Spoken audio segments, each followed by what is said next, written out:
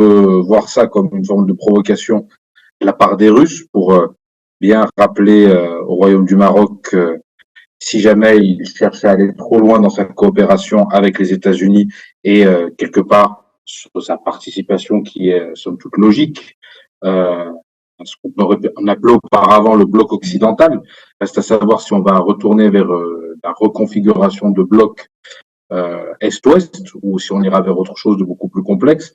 Mais on peut l'interpréter de cette manière-là comme une manière de dire au Maroc, faites attention, au début du conflit russo-ukrainien, vous aviez une position qui nous convenait davantage. Là, vous semblez recevoir le ministre ukrainien des Affaires étrangères, vous semblez... C'était le 22 mai à Rabat, en effet.